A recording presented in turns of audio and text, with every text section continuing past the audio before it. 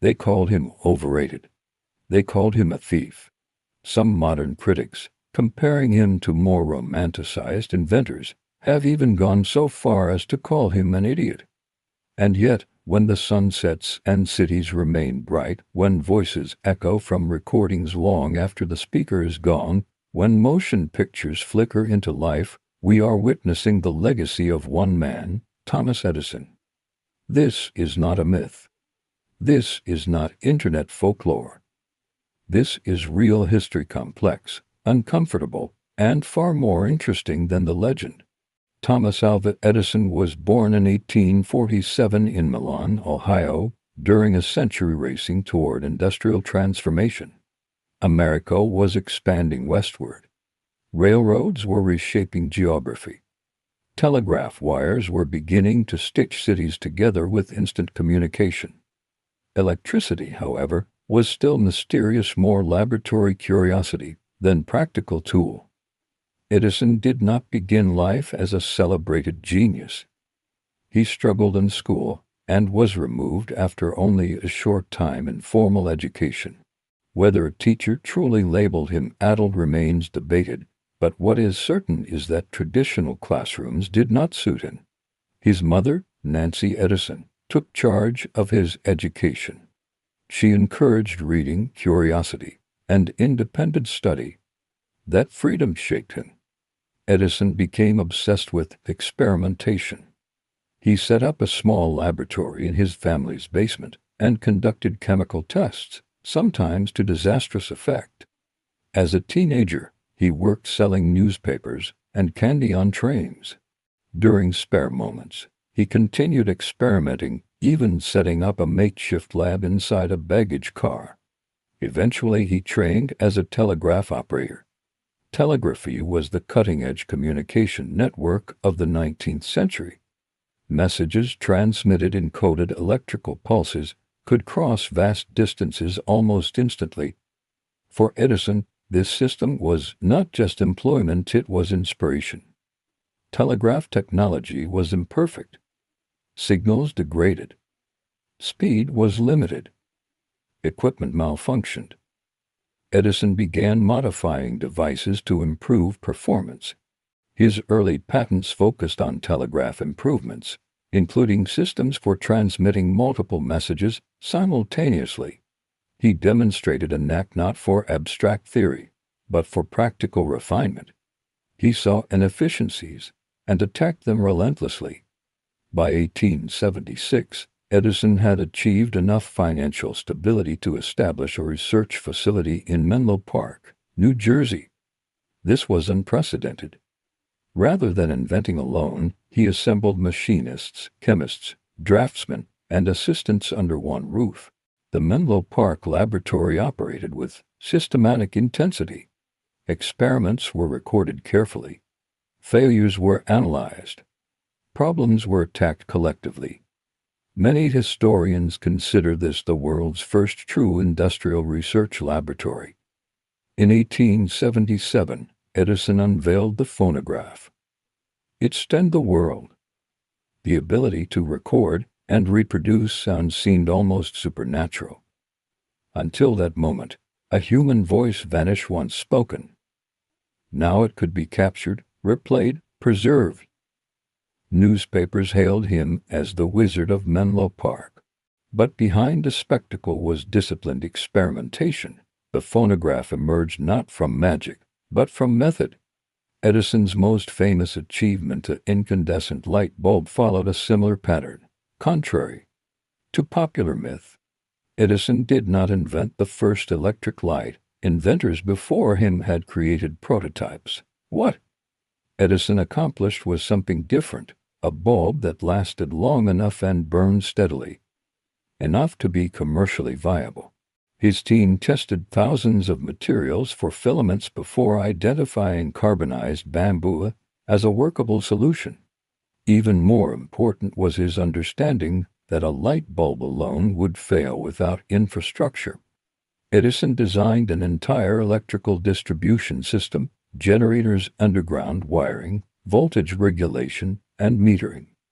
In 1882, He opened a central power station on Pearl Street in Lower Manhattan. Customers could now receive electricity directly into their homes and businesses. This was revolutionary. Electric lighting extended productive hours. It altered nightlife, industry, and urban design. Civilization no longer depended entirely on daylight. Yet innovation rarely unfolds without conflict. The late 1880s saw the eruption of the War of Currents. Edison championed direct current, or DC, meanwhile, alternating current. Promoted by Nikola Tesla and supported financially by George Westinghouse, offered superior long-distance transmission capabilities. AC systems could deliver electricity across greater distances with less energy loss, making them more suitable for expanding cities and rural electrification. Edison resisted fiercely. He publicly emphasized the dangers of alternating current, arguing that it posed greater safety risks. Demonstrations highlighting AC's lethal potential were staged. Edison's involvement in promoting AC's association with the electric chair remains one of the most controversial chapters of his career. Critics argue that these tactics were fear-driven and unethical. Supporters suggest that intense industrial competition fueled harsh strategies typical of the era. Ultimately, alternating current prevailed.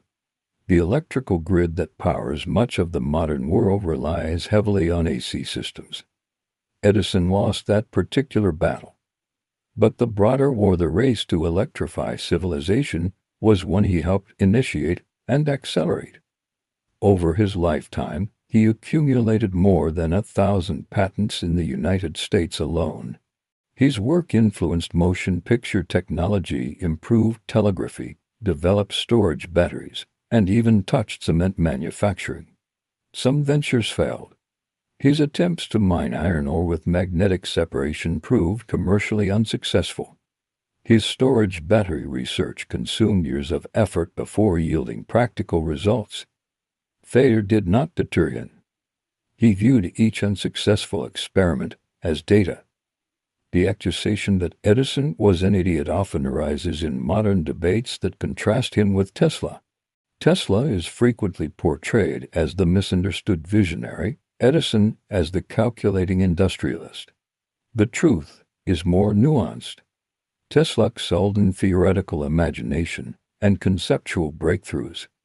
Edison excelled in organization, commercialization, and scaling technology for mass use. They represented different forms of intelligence. Edison's genius lay in execution. He understood markets, investors, and infrastructure. He recognized that invention without distribution changes little. By building systems around devices, he ensured adoption. His Menlo Park model influenced the structure of corporate research laboratories that dominate technological development today. Modern R&D departments trace philosophical roots back to his approach. He was not flawless. He could be stubborn and dismissive of ideas that conflicted with his own. He fought aggressively to defend his interests. He prioritized commercial success. But he also democratized technology by making it accessible to millions. When Edison died in 1931, the United States honored him symbolically by dimming lights nationwide. It was a powerful gesture. The country briefly darkened in tribute to the man who had helped illuminate it. The symbolism underscored his impact. So was Thomas Edison an idiot? Real history suggests otherwise. He was a self-educated experimenter who built the first industrial research lab. He transformed sound recording. He made electric light commercially viable. He constructed one of the earliest power distribution systems. He competed fiercely in shaping the future of electricity. He held more patents than almost any inventor of his time. His intelligence did not always look like academic brilliance. It looked like persistence. It looked like thousands of trials. It looked like teens working late into the night. It looked like infrastructure spreading through cities. History rarely offers pure heroes or pure villains. It offers complicated individuals navigating technological revolutions. Edison was one of those individuals, deeply human, ambitious, controversial, and transformative. The world we inhabit, lit, connected, recorded, bears his fingerprints. Not because he was perfect, not because he won every battle, but because he understood how to turn experimentation into industry and ideas into systems. Thomas Edison was not the idiot of internet headlines. He was an architect of electrified modernity. And in real history, that distinction matters.